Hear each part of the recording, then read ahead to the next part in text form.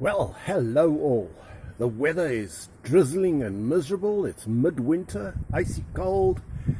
Well, I guess in South Africa it doesn't get that icy cold compared to most countries like America, Britain even. But for us it's icy cold, but I found this delightful place to stealth camp. Let me show you what it looks like. We've got this lovely brush and I've leveled a place here because it's winter. You can see the sky is overcast and grey, birds flying around everywhere.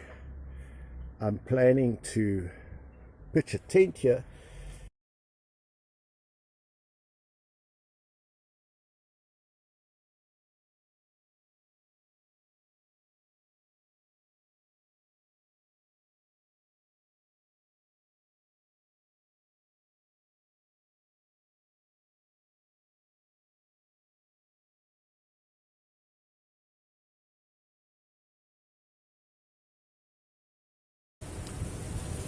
And there our tent is up. Now we just need to put sleeping bags and things in to buoy it up so it doesn't blow away.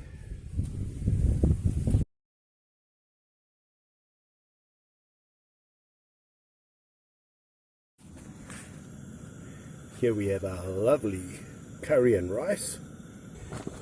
I made the rice in a flask. So I'm going to pour the rice out.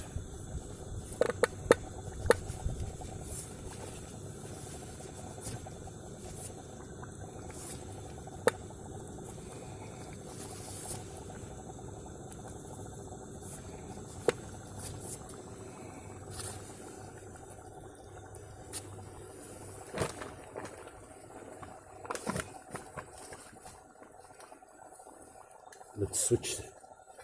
There's our stove. You can see it's burning.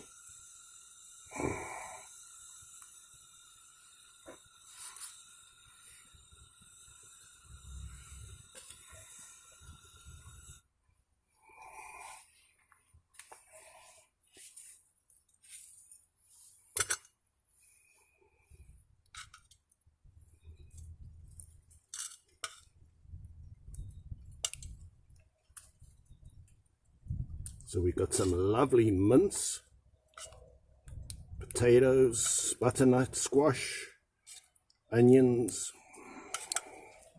a few stock cubes.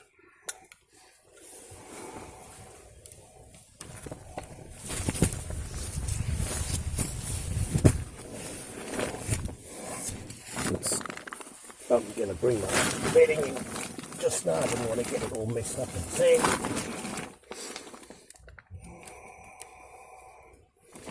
So this looks real nice and comfortable. Whew. So midwinter stealth camp. I must say I'm pretty pleased to be here. I'm pretty pleased to have my pump up mattress, which I'm going to blow up just now. My pump up pillows.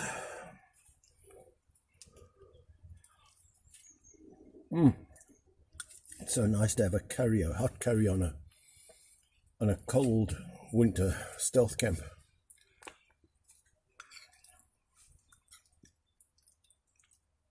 So this truly is delicious. There's a little bird out here that's eyeing my food. Cute. Maybe I'll give him some.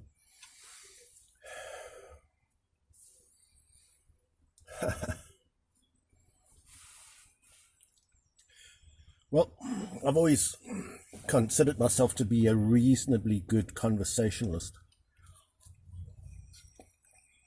That means if somebody's walking a dog, a stranger, I know how to start a conversation with them. You just ask them about something that they're interested in. The most obvious thing is their dog. What kind of dog is that? Is it easy living with a big dog? What kind of nature? So you get a conversation started over their dog and then you progress to other things. In first prize is you find something that both of you are interested in And then you end up talking about something that you're interested in and they're interested in, or you're just going to learn from them something.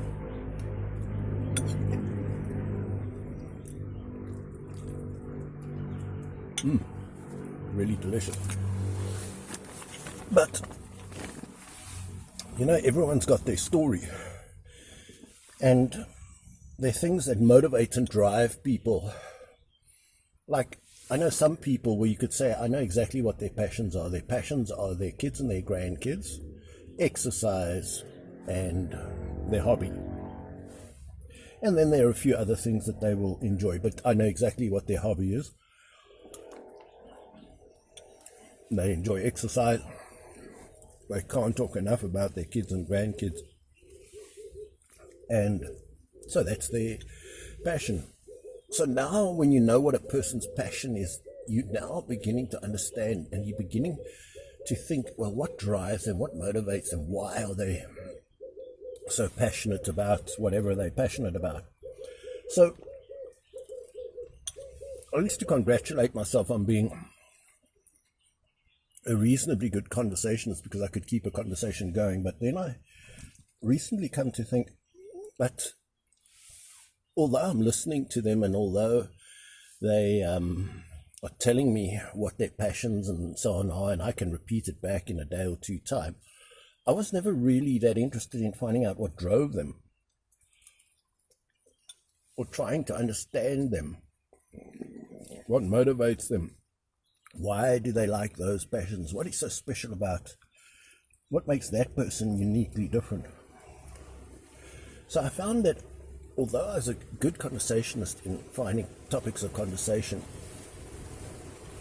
I've come recently to realize that I'm a bad conversationalist in the sense that I'm not really there to find out what drives or motivates or pushes their buttons. I might even know their passions, but I haven't tried to integrate and find how all the things that are in them, their hobbies, their passions, their interests,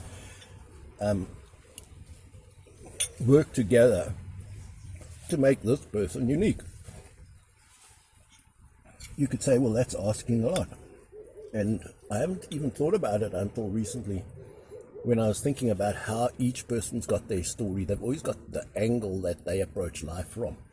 So I guess I'm trying to say, try and find the angle that people approach life from. Like I said in my last video, I'm a bit of a cheapskate, and anything that can be free or cheap or just costs effort, it doesn't cost money, well, I love that. That's why I like stealth camping. I can stealth camp, I'm getting a camping experience, and it's not costing me anything. I feel like I'm winning. So, as much as I'm loving the stealth camping process, I guess if someone was skillful, they'd find out, well, why do you like stealth camping? Oh, because it's a way of getting something for nothing.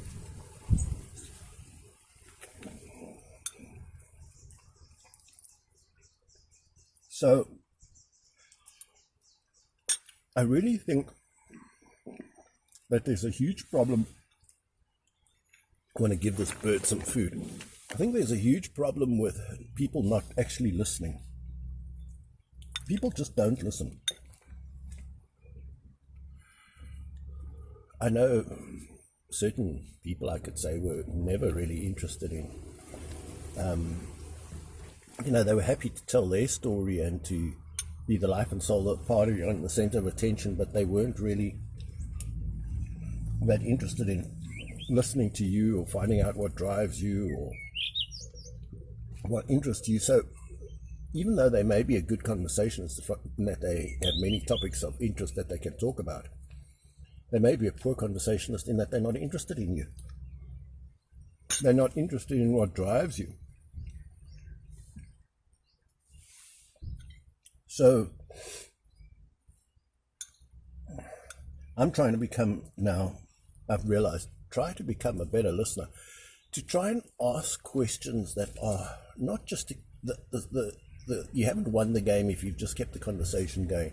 You've won the game if you feel you are closer to understanding what drives that person and motivates them. And if you can join all the dots and find out, now I know what this person's all about.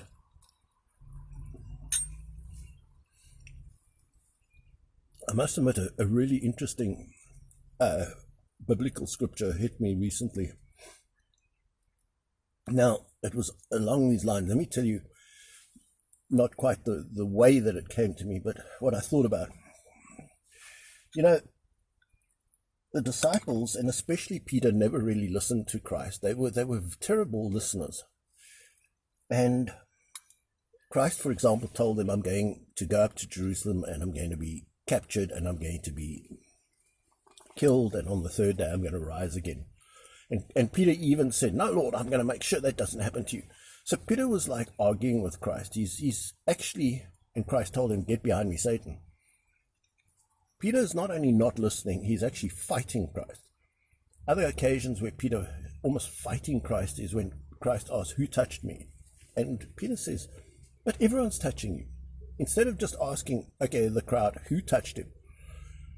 You know, it just so begins to irritate me how Peter is forever arguing with Christ. If Christ says, I'm going to wash all the people's feet, who's going to argue with Christ? It's Peter. No, you're not going to wash my feet. And Christ almost has to argue with him and say, well, if I don't wash your feet, you're not part of me. And what really was interesting to me is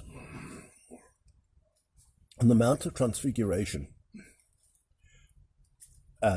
Elijah, Moses, and Christ are speaking, and they're glorified and they're shining. And James, Peter, and John are there, and they see this. And Peter, again, is just not listening. He's got his big mouth flapping, and he's saying, Lord, shall we make here 3 booths, one for you, Moses, and Elijah. And Christ and the Father speaks from heaven through an angel, and he says, this is my beloved Son. Listen to him. In other words, shut up, Peter. Just buckle your mouth, shut up, zip it, keep quiet, and listen to him. And even the Father speaking from heaven, this is my beloved Son, listen to him. Peter doesn't listen to him. When Christ tells Peter, the cock won't crow 3 times before you betray me twice, or whatever, the cock won't crow twice before you betray me 3 times, whatever it is, just goes right over Peter's head. Peter doesn't realize everything that Christ said is going to come true and going to come to pass. It doesn't even register with him. It doesn't even register with Peter that Christ's going to die. So Peter is caught by surprise when people with Judas come to arrest him. And then he says to Christ, shall we smite? Because they have 2 daggers to cut up the Passover lamb. And even before listening to Christ's answer, Peter strikes off the ear of Malchus, the high priest's servant. Not listening. And Christ has to heal Malchus and put his ear back. And Peter nearly just derailed the whole process that Christ had been through, because if a mini war had started there, the 2 people with 2 knives wouldn't have stopped the massacre of the whole crowd who've got swords. So Peter is again... I need to get a bit more of the stew. Peter is again being an obstacle by not listening. So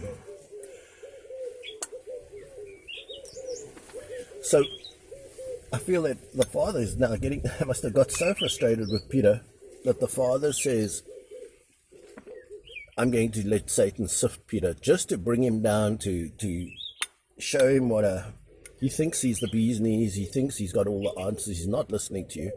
So Satan sifts Peter. Peter denies the Lord 3 times. And Peter's devastated because he's got such a big fat opinion of himself that, oh, I'll never let Christ down. Oh, you won't wash my feet. Oh, I'm too good for this. The other people, you can wash their feet, but not my feet. So Peter's always not listening. And you can see when Christ dies, they don't know that he told them, I will be crucified and the third day rise again. None of them have heard that.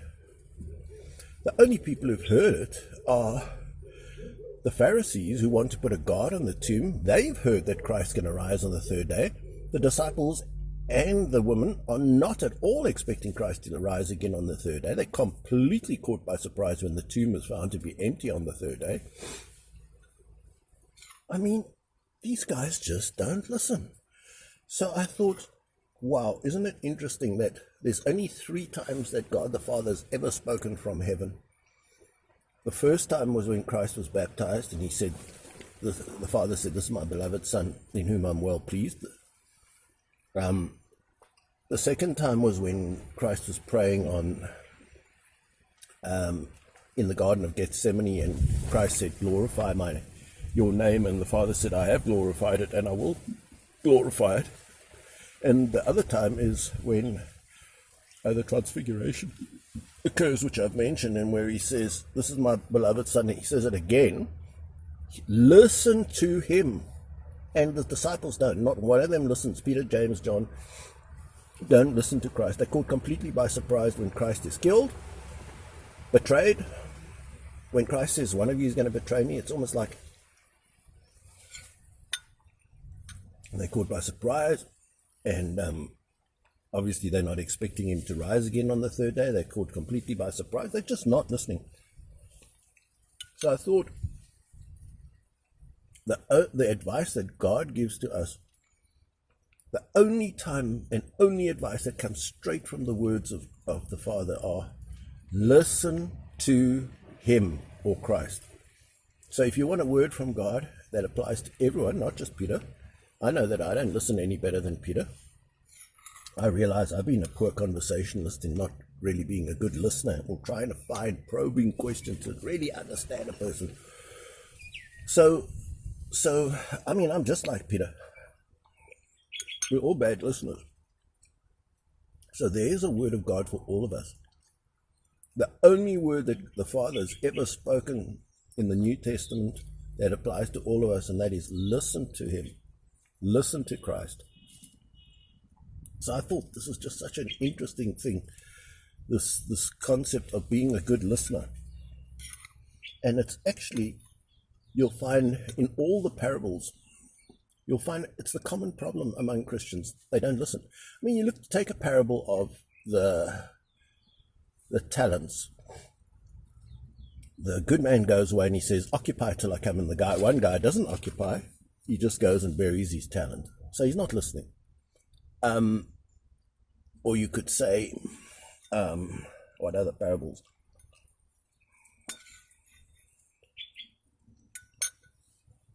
But there's so many instances in the Bible where people are just not listening to Christ. The sheep and the goats. The goats don't listen. Those on the left hand from those on the right. People just, I mean, they go to church, they read the Bible, but they're not listening to it. It's like,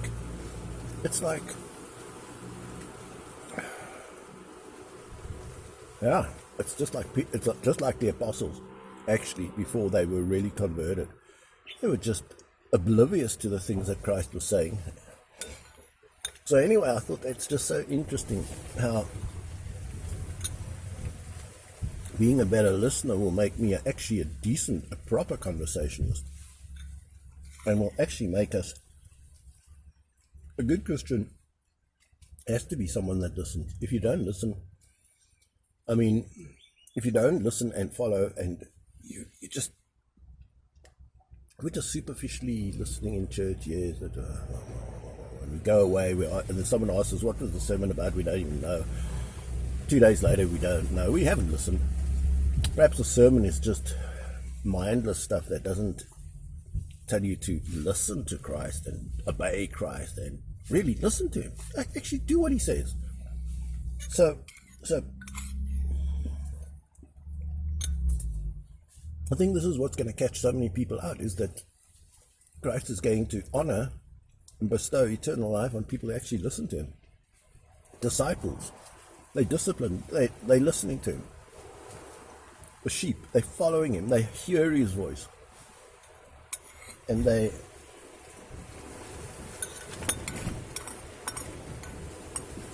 you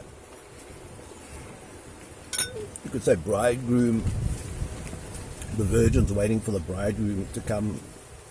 Are they really prepared? Have they listened? Has it sunk into them that they must be ready when the bridegroom comes? I think you'll find with almost all parables that there's just this concept of not listening. And that is what defines a good Christian from a bad one. So anyway, that's what I thought was quite interesting. So we're going to pump up our mattress and get all comfortable in here. I must say this food was absolutely delicious.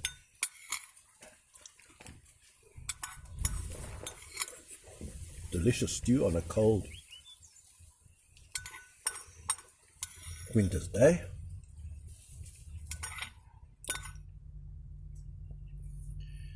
And yeah, we'll get all settled in when I've now finished eating, so we can now bring the bedding in and get that all settled. Well, we are super comfortably set up inside our tent. There we are in this thick brush. The weather's improved just a touch.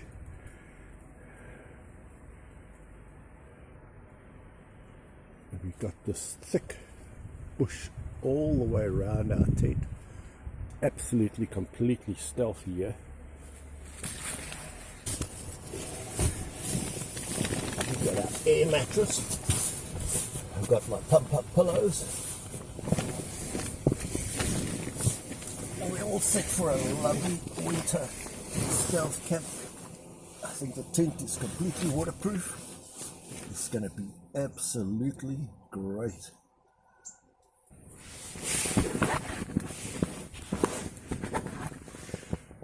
Well, it's 2 in the morning after a beautiful night's sleep. It was getting a little bit chilly, and I think that may be because the air had leaked out of my air mattress. I hope I haven't slipped on a thorn that's got a puncture. But anyway, it was really a lovely night's sleep. So I was thinking, on the subject of listening, if your wife says to you, "You never take me anywhere," if you're really listening, what she's saying is, "I'd like you to take me somewhere in the near future, because I'd like us to do something together." She's not asking you to be a fool and to say, spend the next half an hour listing all the places you have taken her.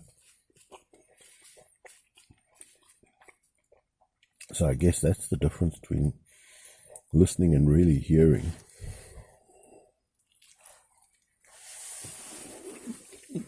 As opposed to just listening and not really hearing the intent behind the words.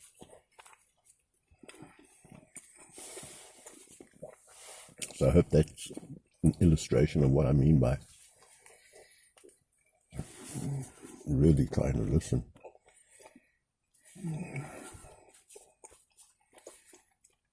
It rained and blew during the night, but it's beautifully quiet now.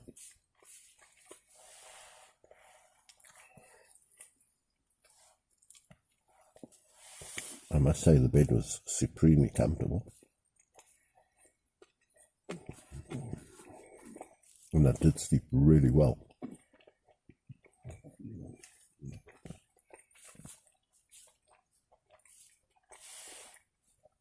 But I did notice a thorn sticking up through my the bottom of my tent, and I hope that hasn't punctured my air mattress.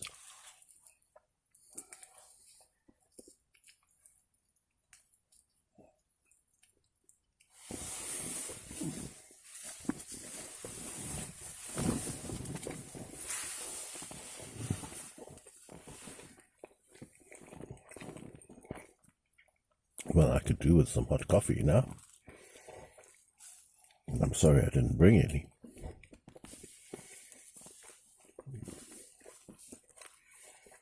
But that's the joys of camping.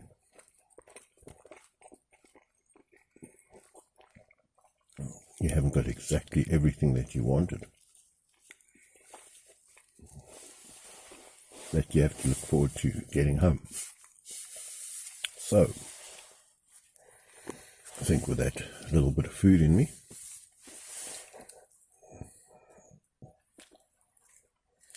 and with blowing up my air mattress, I think the cold is coming from below. I think we can go back to sleep now.